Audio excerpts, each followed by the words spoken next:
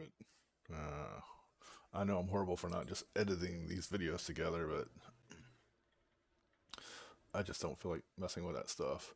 I wanted to point out two things. One, uh, HTT track. A lot of times when you look for this, or at least in the past, it talks about it being a Windows, and there is a GUI for this thing, but I just want to show it's probably in here. If not, it's definitely on my FreeBSD box, but you can see that it's in here. So there's also a command line version, copy websites to your computer. So like I said, it's been a long time since I used these, probably like 15 years or something. I've just been using wget usually. Oh, another thing, you a long time ago, I wanted to get a PDF of Fravia's site, and he always hid a bunch of stuff. Like I said, like that little GIF or whatever, but he always hid a lot of stuff, and you had to like solve puzzles to get to a lot of the areas in his site. And for some reason, I want to say it was Acrobat Pro or something like that, will let you mirror sites also. So that's another way to do it. Back then there was like limitation of 4 gigs of RAM. So I had 4 gigs of RAM on my computer. I tried to PDF his whole site with Acrobat because it was mirroring the site. And the limitation there is how much RAM you have.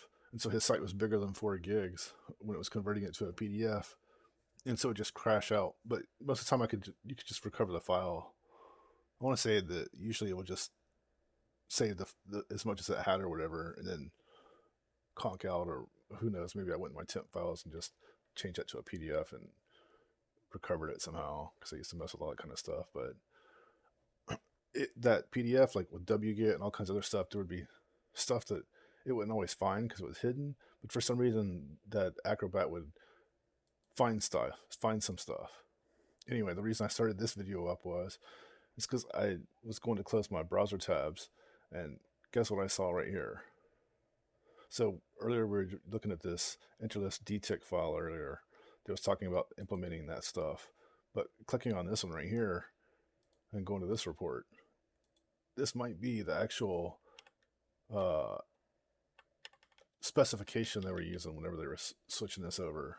So you see here's like the Interlisp virtual machine specification. This one's 135 rather than the other one was 141. It still looked like it had a similar date right here though, but you can see like they're like drawing on this thing right here. So this is probably the document that they actually used to implement the Interlisp on the VAX machine. Anyway, ribbit.